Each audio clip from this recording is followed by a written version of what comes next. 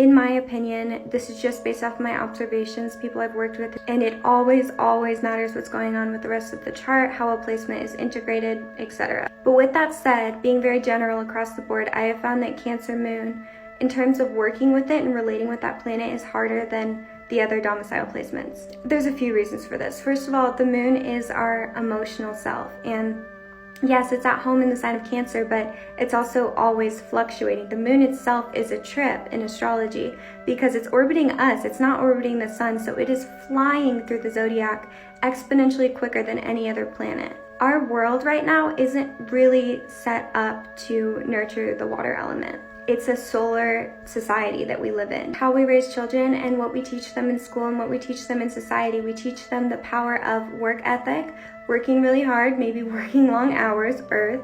We teach them about air. They've got to memorize things in school. They've got to be smart. They're tested every single day. Fire, be inspired, be passionate, go out and get what you want in the world. Water, we tend to tell kids, stop crying. Why are you crying? That's the question too. It's always like when we address emotions in our world, we're trying to look at it from an air perspective. The emotional body is different from the mental body. The moon doesn't have a why. The moon's not about why. It's more abstract.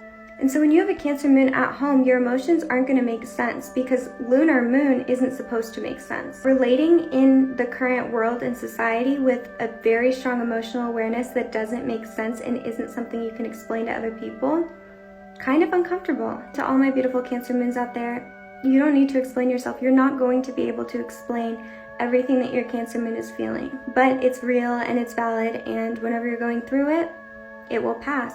The microcosm is the macrocosm, and the moon is not well integrated into society today. It's often rejected, and therefore is more challenging to integrate into the natal chart of a specific individual. It's all reflective, as the moon knows, and we're just now learning that as humans.